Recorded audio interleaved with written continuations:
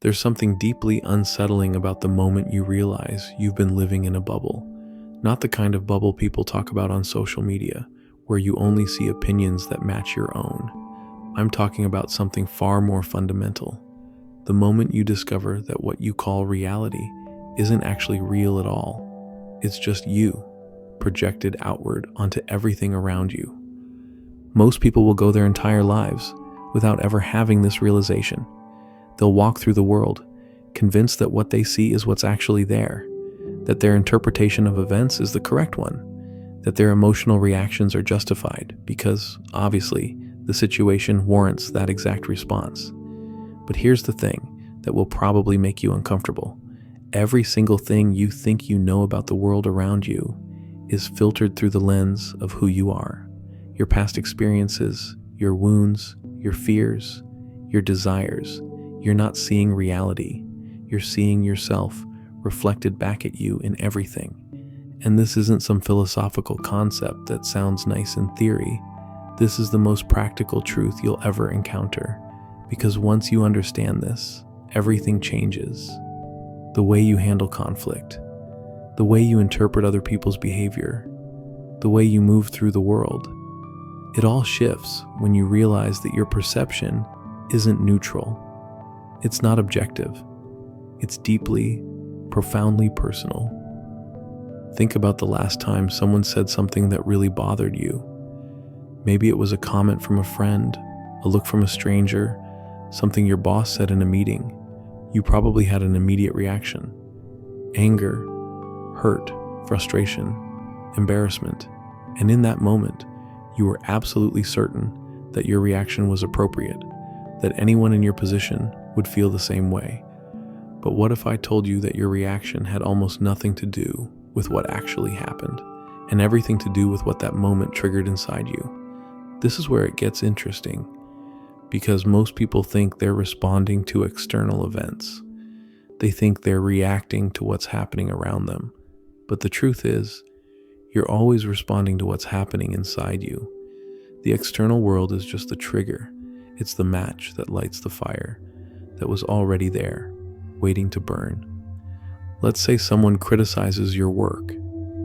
Your immediate thought might be, they don't appreciate what I do. They don't understand how hard I worked on this. They're being unfair. But what's really happening is that their words are activating something that already exists within you. Maybe it's an old wound from childhood, when nothing you did seemed good enough. Maybe it's a deep fear that you're not as competent as you pretend to be. Maybe it's a belief that you have to prove your worth through your achievements. The criticism itself is neutral. It's just words, but the way you interpret those words, the meaning you assign to them, the emotional charge they carry for you, that's all coming from inside. You're seeing your own insecurities, your own fears, your own unhealed parts reflected back at you through that person's comment. And this happens with everything, not just criticism. Praise activates something inside you too. When someone compliments you, you're not just hearing their words, you're hearing them through the filter of your need for validation, your relationship with your own self-worth, your beliefs about whether you deserve good things. Even neutral interactions carry this same dynamic. The way you interpret someone's silence, their facial expression, their tone of voice. You're constantly reading meaning into things based on what's already alive in your internal world.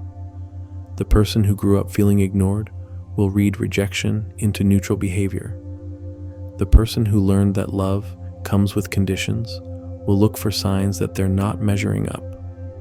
The person who was betrayed will search for evidence of deception even when none exists. This is why two people can witness the exact same event and come away with completely different stories about what happened. They're not lying. They're not making things up. They genuinely experience different realities because they filtered the same external event through different internal landscapes. But here's what most people don't realize.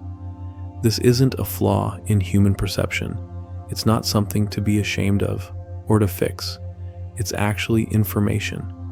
Your reactions, your interpretations, your emotional responses. they're all pointing you towards something important. They're showing you what's unresolved inside you, what needs attention, what's asking to be healed, or integrated, or understood. When you start to see your perceptions as reflections of your inner world, rather than accurate readings of the outer world, everything becomes a mirror. That person who annoys you so much, they're probably reflecting back a part of yourself that you haven't accepted. That situation that keeps triggering you, it's likely pointing to an area where you still need to grow. That pattern that keeps showing up in your relationships, it's revealing something about how you relate to yourself. This can be hard to swallow at first, because it means taking responsibility not just for your actions, but for your perceptions. It means acknowledging that the story you tell yourself about what's happening might not be the whole truth. It means admitting that your version of events is just that, your version, filtered through your unique combination of experiences, beliefs, and unconscious patterns. But this realization is also incredibly liberating, because if you're not seeing reality, if you're seeing yourself, then you have more power than you thought. You can change your experience of the world by changing your relationship with yourself. You can shift your perceptions by healing your wounds. You can transform your reality by transforming your inner landscape. Most people spend their lives trying to change the external world to match their internal preferences. They try to control other people's behavior, manipulate situations to feel safe, arrange their environment to avoid triggering their wounds. But this approach is exhausting and ultimately futile, because the external world will always be unpredictable. People will always be complex and sometimes difficult. Life will always throw you curveballs. But when you understand that you're not seeing reality, you're seeing yourself, a different path opens up. Instead of trying to change everything outside, you can work with what's inside. Instead of demanding that the world accommodate your wounds, you can heal those wounds. Instead of expecting others to validate you, you can learn to validate yourself. This doesn't mean becoming passive or accepting bad treatment. It doesn't mean excusing harmful behavior or pretending that your feelings don't matter. It means recognizing that your feelings, while valid, are information about your inner world rather than objective facts about the outer world. When someone treats you poorly, your hurt is real.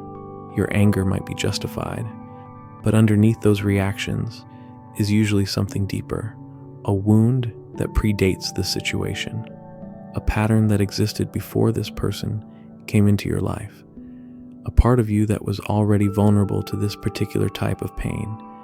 And this is where the real work begins, not in changing the other person or avoiding similar situations in the future, but in understanding why this particular behavior affects you so deeply, what it activates, what it reminds you of, what it reveals about the relationship you have with yourself. Because here's the thing that changes everything. When you heal the wound, when you integrate the shadow, when you make peace with the part of yourself that was being triggered, something magical happens. That same behavior from others stops having the same power over you, not because you've numbed yourself or built walls, but because there's nothing left inside you for it to hook into. The criticism that once devastated you becomes just feedback to consider or dismiss. The rejection that once confirmed your worst fears about yourself becomes simply someone else's choice that has nothing to do with your worth. The conflict that once threw you into chaos becomes just a difference of opinion that doesn't threaten your sense of self. This is what it means to stop seeing yourself in everything and start seeing things as they actually are. You start to see people as they are, not as projections of your fears or needs. You begin to respond to situations based on what's actually happening, not what your past has conditioned you to expect. And suddenly, the world becomes a much clearer place. But let's be honest about something.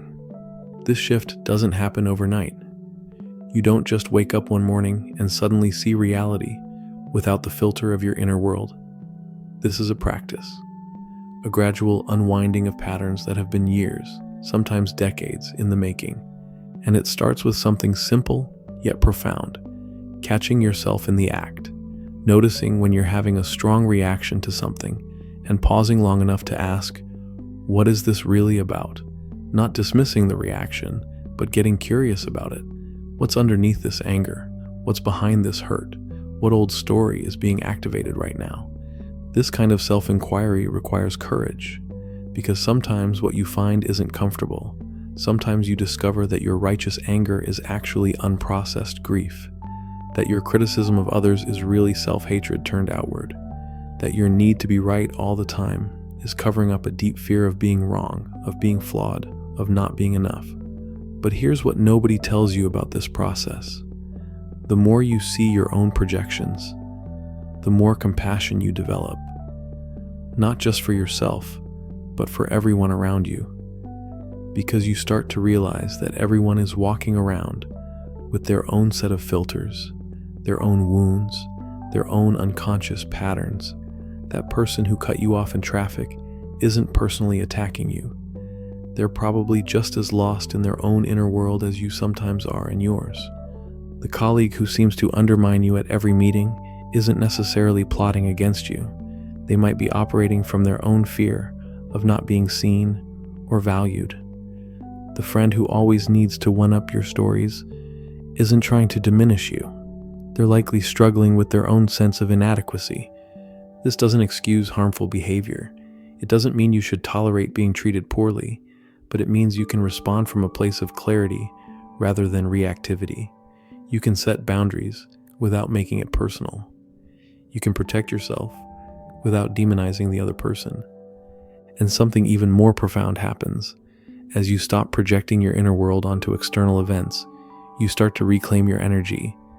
Think about how much mental and emotional bandwidth you've been using trying to figure out what other people think of you, what their actions mean, what their silence suggests. All that energy that was scattered outward, trying to decode and control the external world, starts coming back to you. You realize you don't need to know what everyone thinks about you. You don't need to interpret every interaction, analyze every conversation, read meaning into every gesture. You can simply be present with what's actually happening without layering your own story on top of it.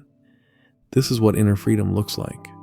Not the absence of challenges or difficult people or uncomfortable situations, but the ability to move through all of that without losing yourself in the process, without making it all about you, without carrying the weight of everyone else's emotions and reactions. Because when you're not constantly seeing yourself reflected in everything around you, you finally have space to see what's actually there, the beauty that you were too triggered to notice, the opportunities that were hidden behind your assumptions, the connections that were possible once you stopped defending against imaginary threats. You start to live in the world as it is, not as your wounds have convinced you it must be. And that, more than any external change you could make, is what transforms everything. That's when you stop being a victim of your perceptions and become the author of your experience. The next time something triggers you, remember this: you're not seeing what's happening, you're seeing yourself. And in that recognition lies the key to seeing clearly, the key to responding wisely, the key to finally living free from the prison of your own projections. Because reality isn't what you think it is, but once you stop thinking you know what it is, you might actually start to see it.